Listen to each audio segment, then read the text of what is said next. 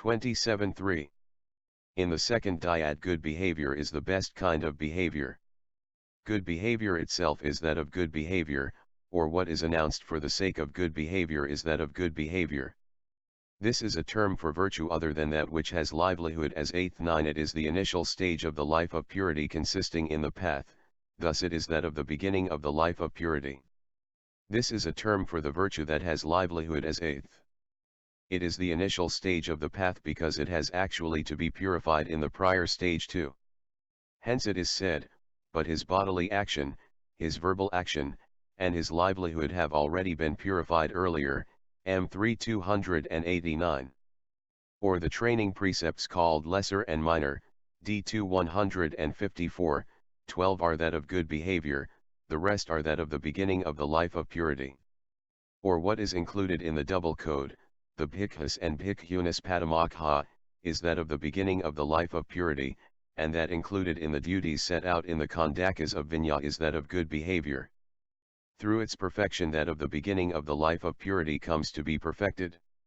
Hence it is said also that this bhikkhu shall fulfill the state consisting in the beginning of the life of purity without having fulfilled the state consisting in good behavior that is not possible, A3 14-15. So it is of two kinds as that of good behavior and that of the beginning of the life of purity.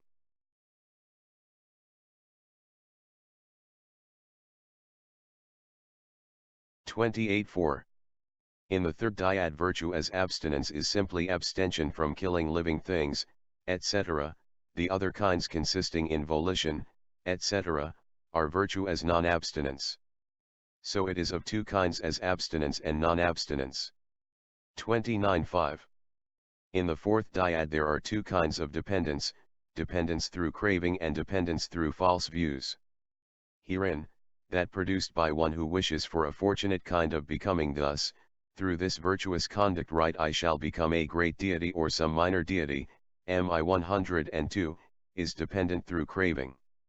That produced through such false view about purification as purification is through virtuous conduct, VI 374, is dependent through false view. But the supermundane, and the mundane that is the prerequisite for the aforesaid supermundane, are independent. So it is of two kinds as dependent and independent. 36. In the fifth dyad, temporary virtue is that undertaken after deciding on a time limit. Lifelong virtue is that practiced in the same way but undertaking it for as long as life lasts. So it is of two kinds as temporary and lifelong. 31.7.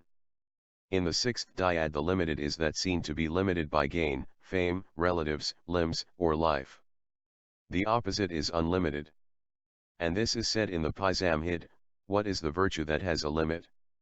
There is virtue that has gain as its limit, there is virtue that has fame as its limit, there is virtue that has relatives as its limit, there is virtue that has limbs as its limit, there is virtue that has life as its limit. What is virtue that? 9. The three kinds of profitable bodily kama or action, not killing or stealing or indulging in sexual misconduct, the four kinds of profitable verbal kama or action, refraining from lying, malicious speech, harsh speech, and gossip, and right livelihood as the eighth. Has gain as its limit. Here someone with gain as cause, with gain as condition, with gain as reason, transgresses a training precept as undertaken, that virtue has gain as its limit, PSI 43:13, and the rest should be elaborated in the same way. Also in the answer dealing with the unlimited it is said, what is virtue that does not have gain as its limit? Here someone does not, with gain as cause, with gain as condition, with gain as reason, even arouse the thought of transgressing a training precept as undertaken, how then shall he actually transgress it? That virtue does not have gain as its limit, PSI 44, and the rest should be elaborated in the same way. So it is of two kinds as limited and unlimited.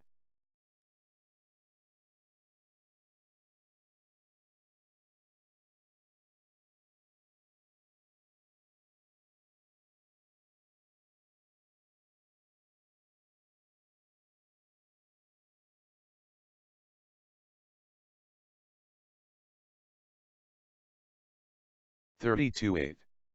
In the seventh dyad all virtue subject to cankers is mundane, that not subject to cankers is supramundane.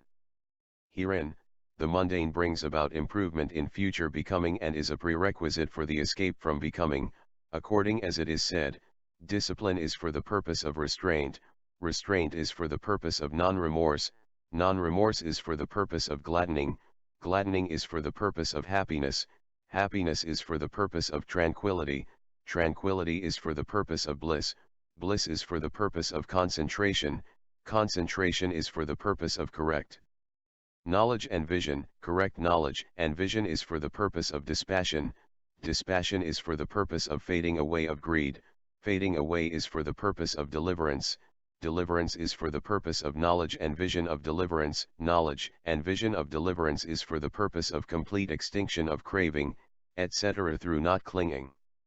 Talk has that purpose, counsel has that purpose, support has that purpose, giving ear has that purpose, that is to say, the liberation of the mind through not clinging, Ven v 164.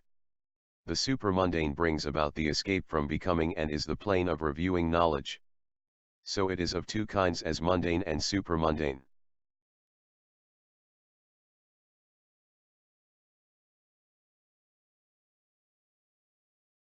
(33-9). In the first of the triads the inferior is produced by inferior zeal, purity of consciousness, energy, or inquiry, the medium is produced by medium zeal, etc., the superior, by superior, zeal, and so on. That undertaken out of desire for fame is inferior, that undertaken out of desire for the fruits of merit is medium, that undertaken for the sake of the noble state thus, this has to be done is superior.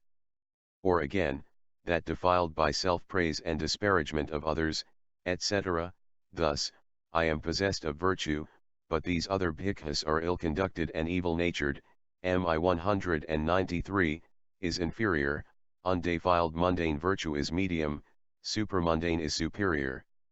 Or again, that motivated by craving, the purpose of which is to enjoy continued existence, is inferior, that practiced for the purpose of one's own deliverance is medium, the virtue of the perfections practiced for the deliverance of all beings is superior. So it is of three kinds as inferior, medium, and superior. 34-10. In the second triad that practiced out of self-regard by one who regards self and desires to abandon what is unbecoming to self 14 is virtue giving precedence to self. That practiced out of regard for the world and out of desire to ward off the censure of the world is virtue giving precedence to the world. That practiced out of regard for the Dhamma and out of desire to honor the majesty of the Dhamma is virtue giving precedence to the Dhamma. So it is of three kinds as giving precedence to self, and so on.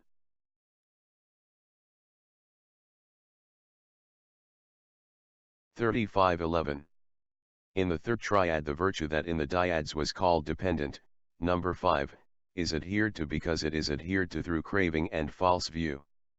That practiced by the magnanimous ordinary man as the prerequisite of the path, and that associated with the path in trainers, are not adhered to. That associated with trainers and non-trainers fruition is tranquilized. So it is of three kinds as adhered to, and so on. 36-12. In the fourth triad that fulfilled by one who has committed no offense or has made amends after committing one is pure. So long as he has not made amends after committing an offense it is impure. Virtue in one who is dubious about whether a thing constitutes an offense or about what grade of offense has been committed or about whether he has committed an offense is dubious. Herein, the meditator should purify impure virtue. If dubious, he should avoid cases about which he is doubtful and should get his doubts cleared up. In this way his mind will be kept at rest. So it is of three kinds as pure, and so on. 37-13. In the fifth triad the virtue associated with the four paths and with the first three fruitions is that of the trainer. That associated with the fruition of arahantship is that of the non-trainer. The remaining kinds are that of the neither trainer nor non-trainer. So it is of three kinds as that of the trainer, and so on.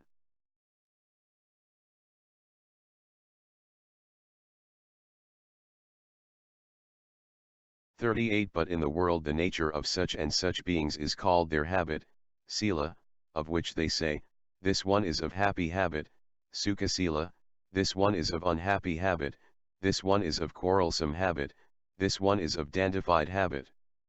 Because of that it is said in the Pizamhid figuratively, 3 kinds of virtue, habit profitable virtue, unprofitable virtue, indeterminate virtue, Payas I 44.